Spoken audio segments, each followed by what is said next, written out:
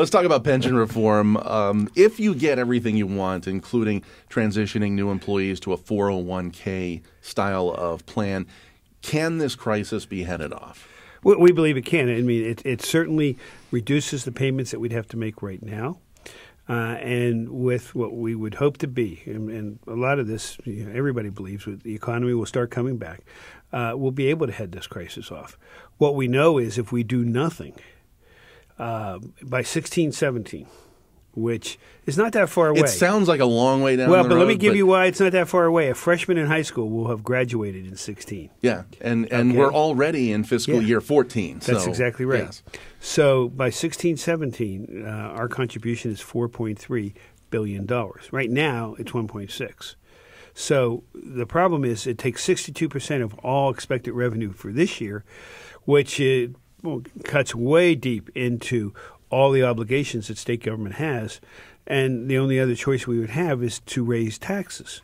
And I don't believe that the people of Pennsylvania want us to go around and start raising their taxes in order to pay these pensions. So other than the switch to a 401k type plan, what are your other big points that you think are the most important things that have to be done? Well, I think the things that need to be known out there is retirees, you will not be affected whatsoever.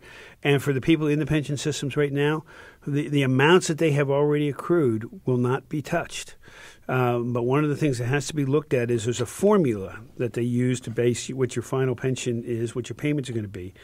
And in that formula, there's a multiplier. And in 2001, they took the multiplier from 2 to 2.5 for state employees and for state teachers. And I don't know whether it was 2 or 2.5 in 2001 for legislators, but they took it to 3. Mm-hmm. And for judges. Excuse me. So we believe that we actually truly, deeply believe that we have the constitutional right to redesign the multiplier and take it back to 2. So for a state employee who right now is in the middle of, let's say, a 30-year career and they're going to continue to work for the state, when they get to retirement, they're going to have basically half of a pension and a 401k style plan, and they'll be drawing out of both of those for their retirement. Is that right? No. No, the 401k would not be imposed on anybody who is already in the system. It would just be imposed on new ones. Okay. So the statement that they have half and half, no, they'd still have their full pension. Mm-hmm. But whatever the remaining years is, if it passes now and they've got 5 years or 10 years to go to the point that they retire, the amount accrued would have a lower multiplier than the amount that accrued before this passed. Gotcha. Governor, you've crunched the numbers, and you've said the savings can start today, $175 million in this newly proposed budget. You even mentioned the school districts could save money, about $140 million spread out across the school districts.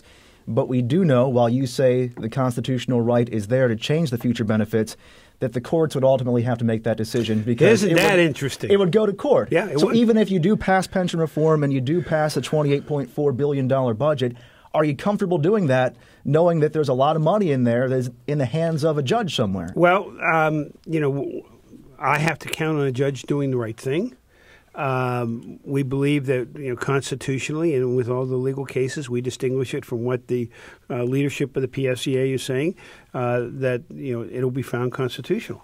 If not, then we've got to find new ways of raising significant, huge sums of money to match the pension. You've outlined for us the crisis, the pension crisis we face. Where does the blame go? I've talked to a lot of teachers and state workers who feel like the blame's being put on them. I try to tell them I don't think it is. No, where does the blame go then? It's really hard not to blame, but you can't blame. Okay, the blame doesn't go on the teachers or the employees. They contributed. They did what they were supposed to do.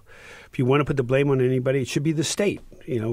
Prior to my coming into office, there were decisions made. First off, the economy went south, and a lot of investment was, based upon the Wall Street, and just like a lot of people's 401k took a hit, so did the pension system take a hit.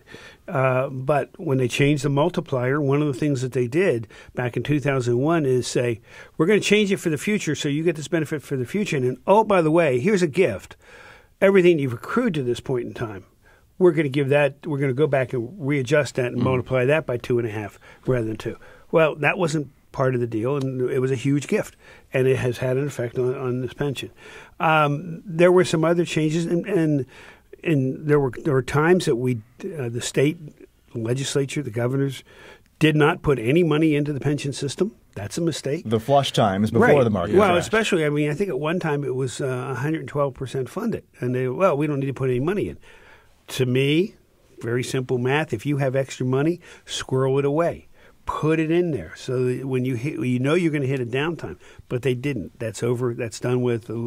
Many of those legislators probably aren't even here today. And certainly the governors aren't here today. And there were some other, investing decisions that didn't quite work out.